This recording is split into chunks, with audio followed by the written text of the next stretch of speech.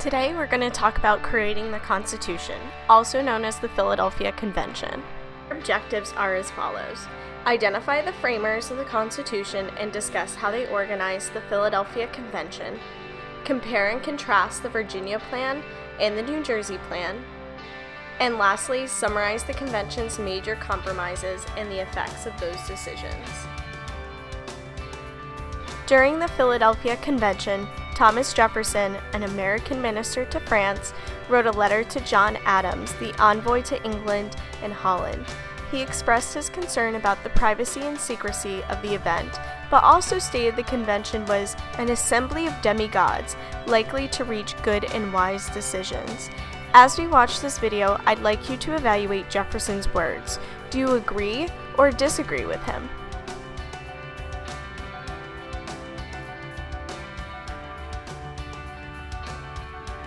May 25th, 1787, Philadelphia.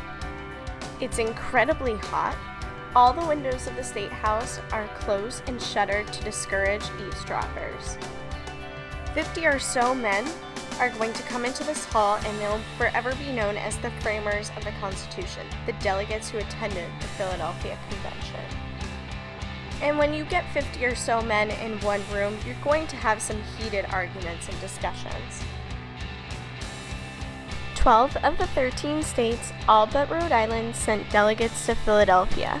In total, 74 delegates were chosen by the legislature in those 12 states.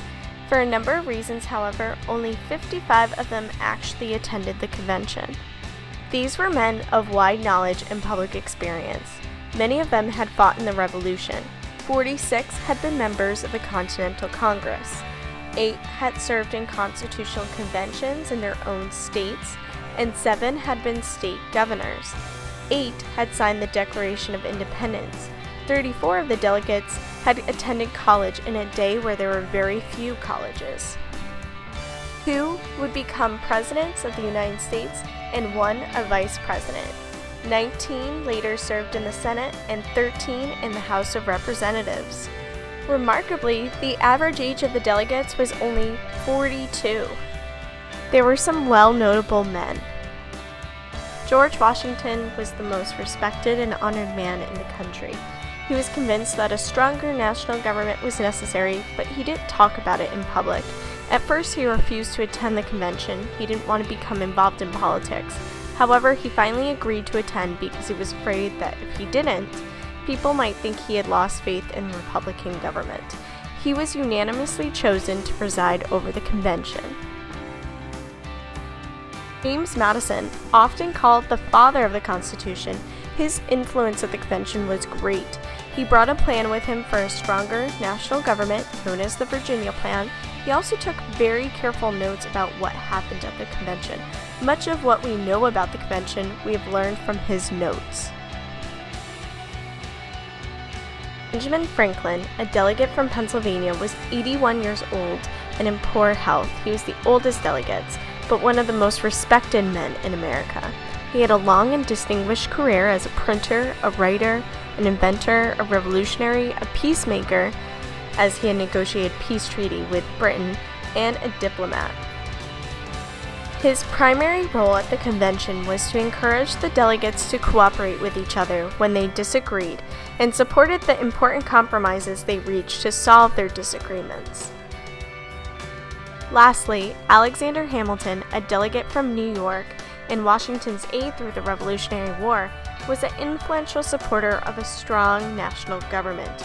He was outvoted by his state and left in frustration before the convention was half over, but came back to sign the completed document in September. Hamilton will be extremely influential when it comes to the ratification process. The framers met on May 25th and adopted several rules and procedures. Remember, Congress had called the Philadelphia Convention for the sole and express purpose of recommending revisions to the Articles of Confederation. However, almost at once the delegates agreed that they were meeting to create an entirely new government for the U.S. The framers redefined the purpose of the convention. From that point on, they set about writing a new constitution, intended to replace the Articles of Confederation. Throughout the convention, there were many spirited debates that turned bitter. At times, the convention seemed near collapse. The first rule for the convention was no one talks about the convention, very similar to Fight Club. This was because they weren't necessarily revising the articles, they were replacing it. Majority of states needed to be present in order to conduct business. Each state had one vote. The majority of votes cast would carry a proposal, but any proposal could be reconsidered.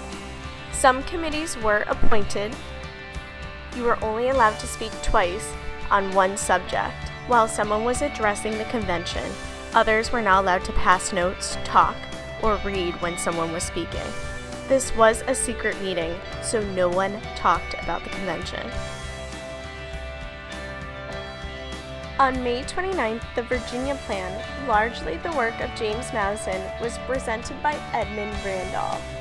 The source of the national government's power would be through the people. The Virginia Plan also called for 3 separate branches. The structure of the legislature would be bicameral, meaning 2 chambers. The basis of the representation in Congress would be based on population, also known as proportional representation, and Congress would pass laws with a simple majority. In the Virginia Plan, Congress would have several powers, including the ability to regulate commerce and to tax.